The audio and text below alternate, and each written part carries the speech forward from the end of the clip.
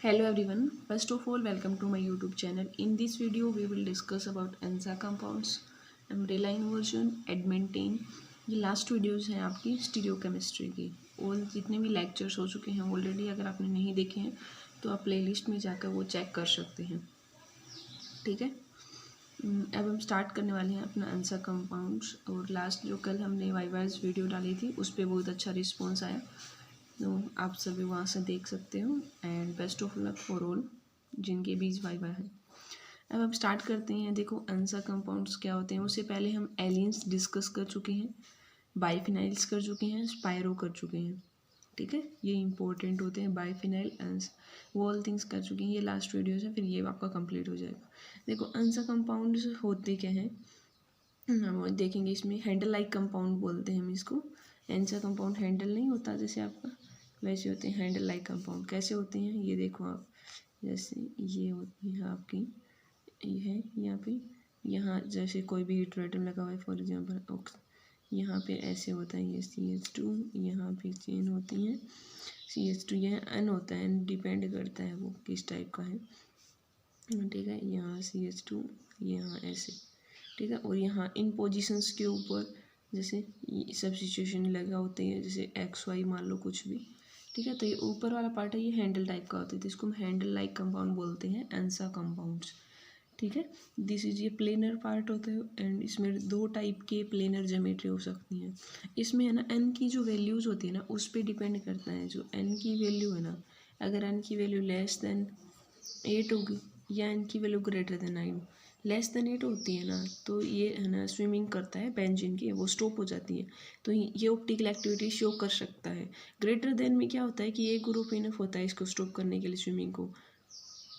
तो इसमें आप क्या समझ सकते हो कि इसमें रोटेशन जो इसमें जो N लेस देन 8 है, यहाँ पे कोई रोटेशन नहीं होता, ये रिजिड हो जाता है, नो रोटेशन, यहाँ पे आपका रिजिड हो जाता है, फिक्स हो जाता है। अब हम आगे एग्जांपल से समझेंगे कि आपको कैसे करना है। ठीक है, इसके RSP निकालना बहुत ही इजी होता है। अगर N की वैल्यू 10 से भी ग्रेटर हो तब हमारे पास दो ग्रुप्स की रिक्वायर होगी हमें स्विमिंग को रोकने के लिए, इसको stop swimming. If any one of the position अगर ऑक्यूपाई कर रहा है आपका इसमें पोजीशन को, देन क्या हो जाएगा, जो प्लेन ऑफ सिमेट्री है ना वो इसकी लॉस हो जाएगी, तो ये हमारे पास ऑप्टिकली एक्टिव हो जाएगा। तो अलग अलग ग्रुप पे वो डिपेंड करेगा। फॉर एग्जांपल जैसे आप ग्रुप है आपका Y है या N की वैल्यू है, N की वैल्यू हमने मान लिया अगर 10 है, X अगर आपके पास Y CWH मान लिया हमने, Y अगर BR है तो भी आपका ऑप्टिकली एक्टिव होगा, कोई प्लेन नहीं होगा। अगर आपको मान लिया कि ये दोनों BR है या BR N की वैल्यू 10 है तब भी ये ऑप्टिकली एक्टिव हो जाता है। अगर CWH X है, Y आपका H है, वो अगर 10 है तब आपका ऑप्टिकली इनएक्टिव है। ये कुछ एग्जांपल्स अगर आप ध्यान रखना चाहो तो रख सकते हो। ये कुछ केसेज होती हैं कि N की वैल्यू है, सब्स्टिट्यूएंट CA लगे हो तो ऑप्टिकली एक्टिव इनएक्टिव। ठीक है, वैसे आपको थोड़ा न्यू लग रहा होगा, जो BSc स्टूडेंट्स उन्होंने कभी पढ़ा नहीं होगा ये। MSc में तो हमारा आ जाता है स्टीरियो, क्योंकि BSc में हमारा ANSA कंपाउंड एडमेंटेन बाइफिनाइल ये नहीं आता है, ये आपका जैम और नेट में आता है। तो हम तो ऑल कर रहे हैं तो इसलिए इनको भी डिस्कस कर रहे हैं। आप 1 या 2 बार करोगे तो आपको समझ आ जाएगा ये ऑल थिंग जो भी हमने एक्स्ट्रा किया है। ठीक है, ये भी बिल्कुल इजी है, इसमें भी कुछ वो नहीं है। तो इसमें आपको क्या देखना होता है कि जैसे आप कॉन्फ़िगरेशंस देखोगे, सबसे पहले तो आपको पता चल गया N की वैल्यू, और जो स्टीरिक हिंडरनेस होते हैं ना XY यहाँ पे पोजीशंस, उसका ऑर्डर सबसे ज़्यादा जैसे ब्रोमीन हो गया, फिर आपका CH3 लगा, फिर Cl लगा हुआ है, NO2 COOH OCH3 fluorine H, ये ऑर्डर होता है स्टीरिक हिंडरनेस का। ठीक है, ऑप्टिकल स्टेबिलिटी इसको हम रिजोल्व कर सकते हैं। अब यहाँ पे आपको ये देखना होता है कि जैसे ये आपका इसमें पेरेंट वो देखेंगे एटम कि कहाँ से हम कॉन्फ़िगरेशंस देंगे 1 2 की पोजीशन। अब यहाँ पे देखो, यहाँ से कर रहे हो आप इसको 1 पोजीशन लग रही है, 2 एंड यहाँ मान लिया अपने 3 4th पे जा रहा है। यहाँ से ऊपर वाले या इस एटम से करोगे तो 1 आप करोगे, जैसे 2 यहाँ पे करोगे तो 1 2 3 4, ये 5 पे है, 1 2 3 4 5। अगर दोनों सेम में है तो आप कौन सा भी कर सकते हो, जैसे 1 2 ले लिया 3 ले लिया, ऐसे करोगे। क्लॉकवाइज है तो R, एंटी बन रही है डायरेक्शन तो S।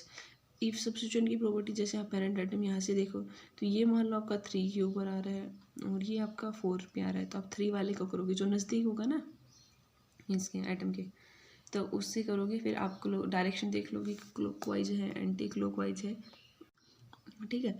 इसमें जो ये होता है ना, इसको हम बोलते हैं ये पायलट एटम होता है। फिर इससे आगे वाले देखते हो, ये दोनों होते हैं पायलट।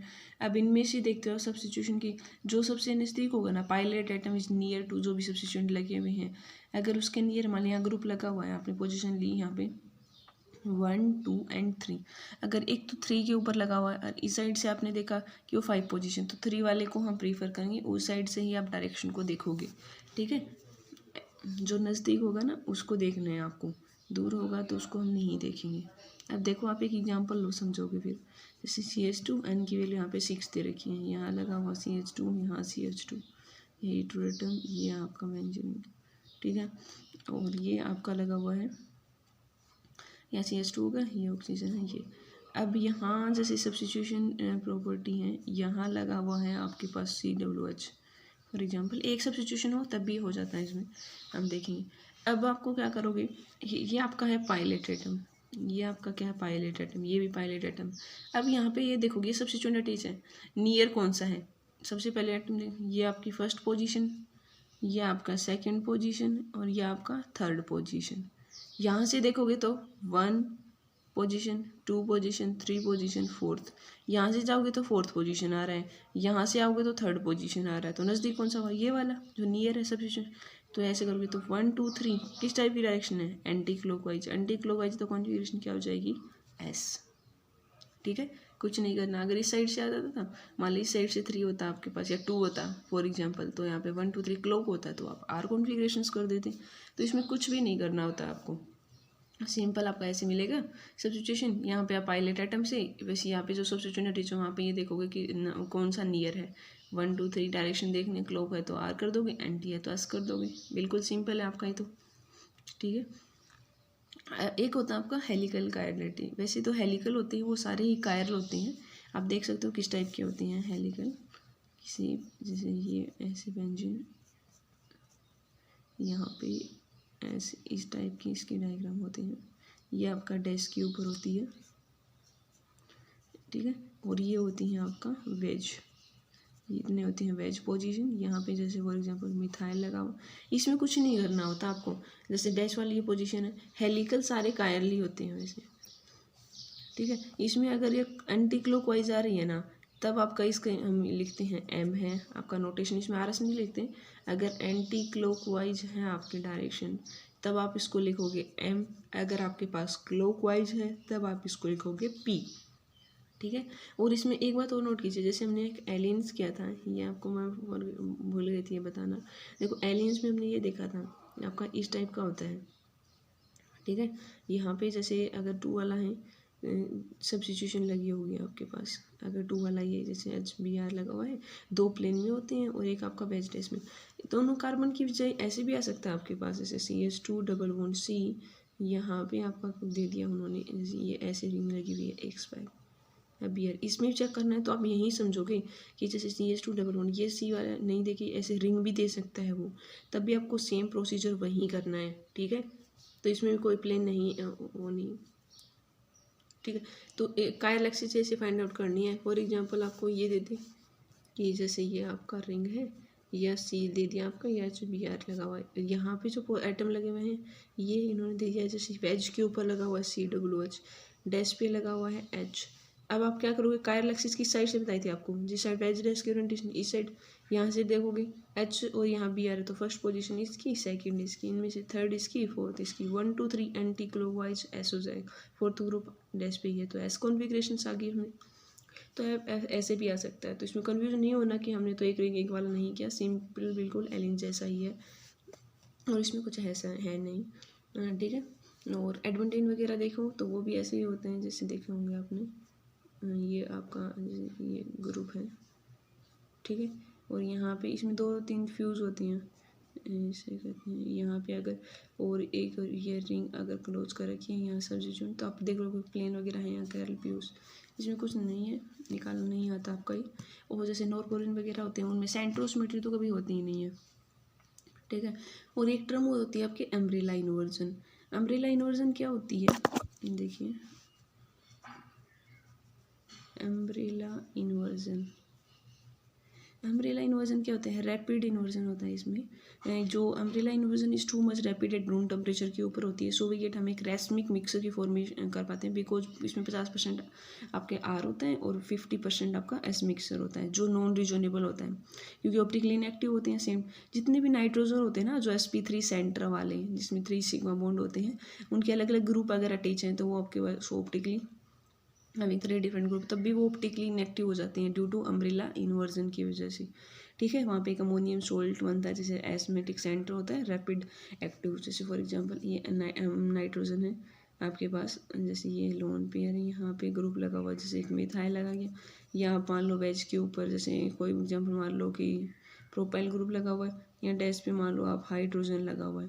अब यहाँ पे देखोगे जैसे सबसे ज़्यादा प्रायोरिटी किसको मिलेगी, प्रोपाइल वाले को, सेकंड मिथाइल वाले को, अब थर्ड किसको मिलेगी आपका, इसको लोन पेयर को सबसे कम। तो अब देख लो कि 1 2 3 कैसा हो रहा है, क्लॉकवाइज हो रहा है।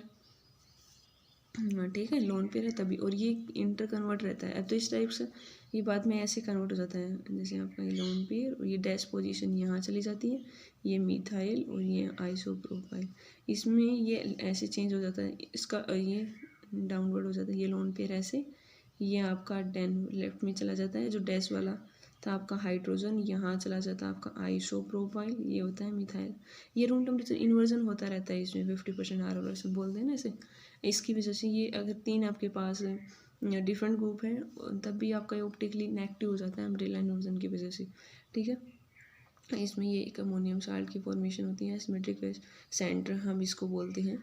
ठीक है, अगर चारों सब्स्टिट्यूएंट डिफरेंट है तब ऑप्टिकली एक्टिव है, बाद में एक अमोनियम साल्ट तब वो अनएक्टिव की फॉर्मेशन हो जाती है। ठीक है, इसमें कुछ नहीं है, वैसे ये सिंपल आपको बताना चाहिए। एक्सेप्ट नाइट्रोजन को जो फॉस्फोरस आर्सेनिक होते हैं ना, वो अम्ब्रेला इन्वर्जन शो नहीं करते। क्यों नहीं करते, अगर ऐसा हो आपके पास ये फॉस्फोरस के लोन पेयर दे रखें, यहाँ 3 सब्स्टिट्यूएंट लगे हुए हैं, R1 मान लिया आपने, R2 मान लिया, ये डैश आपका R3 मान लिया। अगर ये तीनों डिफरेंट है आपके पास, R1 इक्वल नहीं है R2 के, R3 तीनों डिफरेंट हैं आपके पास, तब भी ये ऑप्टिकली एक्टिव होगा। मतलब अगर 2 ऐसे हों आपके पास इक्वल हों और एक तीसरा आपके पास अनइक्वल हो, तब ये ऑप्टिकली इनएक्टिव ही होगा। ठीक है, ये अम्ब्रेला इन्वर्जन शो नहीं करते, फॉस्फोरस हो चाहे आर्सेनिक, क्यों, क्योंकि उसमें साइज इनकी ज़्यादा बड़ी होती है। ठीक है, फॉस्फोरस आर्सेनिक की, तब ये एबल नहीं होते हैं इसमें इंटर कन्वर्जन करने के लिए। अगर वैसे हम सल्फर का अगर देखना चाहें तो उसमें भी हम देख सकते हैं, बीच में जो sp3 सेंटर वाले थे ना, वो इंटर कन्वर्जन होते रहते हैं। तो ये अम्ब्रेला इन्वर्जन का थोड़ा सा आपको समझ आए तो आप ये कर लेना, इतना अगर जो बीएससी वाले स्टूडेंट्स हैं उनके लिए। एंड ये आपका लास्ट वीडियोस थी स्टीरियो केमिस्ट्री की।